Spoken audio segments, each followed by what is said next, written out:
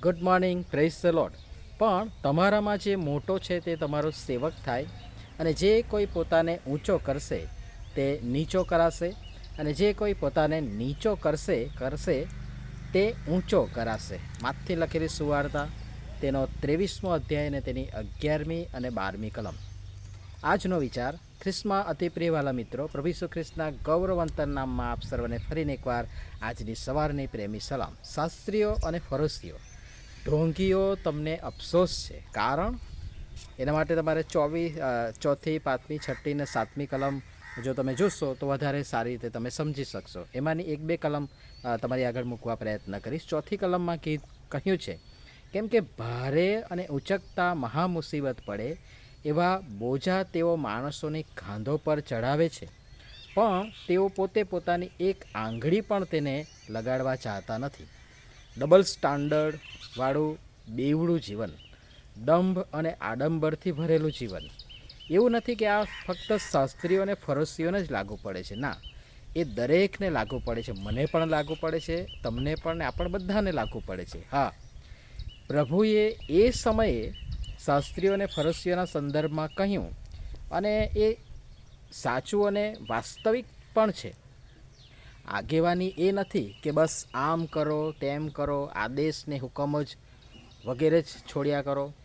પણ આગેવાની, નેતાગરી અને નમૂનો આપવો, અને આગેવાની અને નેતાગીરી એ છે કે નમૂનો રજૂ કરવાનું એક સ્ટેજ અને માધ્યમ છે. તમે લોકોની આગળ એક આદર્શ મૂકી શકો છો. એક માધ્યમ, એક પ્લેટફોર્મ તમને પ્રાપ્ત થાય છે. હું અતિ ભારે બોજો મારા ભાઈના કાંધ પર ચડાવું, જેથી મારો ભાઈ મહાપરાણે તેનું વહન કરે. તેના બોજ તળે કચડાઈ મરે, દબાઈ મરે, તેને ભારે મુસીબત પડે, પણ હું પોતે દૂર ઊભો રહીને જોયા કરું, અથવા તો એ બોજા તેના માથે ચડાવી ચાલતી પકડું, એને વહન કરવા મારા ભાઈની મદદ પણ ન કરું, તેને એક આંગળી પણ ન લગાડું, તો એ ઠીક નથી. પ્રથમ તો મારે એ બોજો વહન કરવો, અને એનું કોઈ ઠોસ, વ્યાજબી, યોગ્ય પરિણામ આવતું હોય, મારા ભાઈ અથવા તો ભાઈઓને કોઈક લાભ થતો હોય તો ઠીક રહેશે. બીજી જે કલમ છે, પાંચમી કલમ, ત્યાં લખ્યું છે કે લોકો તેઓને જુએ એવા હેતુથી તેઓ પોતાના સઘળા કામ કરે છે. તેઓ પોતાના સ્મરણપત્રો અને પહોળા બનાવે છે, ને પોતાના લુગડાની કોરને વધારે છે.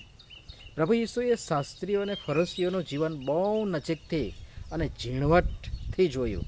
સાથે તેમને ખુદ તેઓના પરોક્ષ અને પ્રત્યક્ષ બંને રીતે તેઓનો અનુભવ હતો અને થયો. આ પાંચમા વચનમાં કુલ 3 બાબત છે. પહેલી બાબત, લોકો તેઓને જોઈએ એવા હેતુથી તેઓ પોતાના સઘળા કામ કરે છે. મતલબ દેખાડો, દંભ, ઢોંગ અને તેનું પ્રદર્શન, અને એ પણ અંદર કૂચ અને બહાર કૂચવાળી પોઝિશન. બીજી જે બાબત છે કે તેઓ પોતાના સ્મરણપત્રોને પહોળા બનાવે છે અને સુશોભિત, જેથી તે ધ્યાનાકર્ષક બને અને જેનું ધ્યાન, લોકોનું ધ્યાન ખેંચાય એ પ્રકારનું. અને ત્રીજી જે બાબત છે, પોતાના લુગડાની કોર વધારે છે. એક પટ્ટીથી સંતોષ ન થાય તો 2-3 પટ્ટી, કલરની પટ્ટી વગેરે. આપણે એ ન માની બેસીએ કે આ ફક્ત શાસ્ત્રીઓને ફરોશીઓને જ કહ્યું છે. હા, ફરીથી કહીશ, પણ એની સાથોસાથ આજે આ બધી જ બાબતો આપણ સૌને એટલી જ લાગે વળગે છે. મને પોતાને લાગે વળગે છે, આપણને બધાને લાગે વળગે છે. શું આ પ્રકારનું જીવન, વલણ, વ્યવહાર, વર્તન, દેખાવ વગેરે આજે મારું નથી? અલબત્ત છે જ. અને આમાંની એક વાત મને અને તમને, આપણને બધાને લાગુ પડે છે. તો શા માટે આપણે એને બીજા પર લાગુ પાડીએ છીએ? શા માટે મારા પોતાના પર નહીં? અને મને લાગે છે જ્યારે આ સ્વીકારની ભાવના અથવા તો લાગણી અથવા તો વલણ અપનાવીશું, એટલે કે બીજાને લાગુ કરવા કરતાં મને પોતાને લાગુ કરીશ, તો આપણું ચિત્ર કંઈક જુદું હશે. પ્રભુની વાત જુદી છે. એ પ્રભુ છે, અને હું અને તમે શું છીએ? હા, છે, બધું જ છે. બંને પાસા છે. માઇનસ પણ છે અને પ્લસ પણ છે, એમાં કોઈ બેમત નથી. પણ એથી શું બધાને એક જ લાકડીએ હંકાય? ના, એવા ઘણાય છે જે પ્રભુની બીક અને ભયમાં વાસ્તવિક રીતે પ્રભુની મંડળીની વિવિધ રીતે સેવા બજાવી પ્રામાણિક જીવન જીવી રહ્યા છે, પોતાની જાતને હોમી રહ્યા છે. અને આ વચનોને અનુરૂપ આ જે માહોલ છે, ચો તરફ નર્યો દંભ, આડંબર, દેખાડો, ઢોંગ અને ધતિંગ. ઘણીવાર તો સાચા, નેક, પ્રામાણિક લોકો ઢંકાઈ જાય છે અને ઢોંગીઓ ફાવી જાય છે.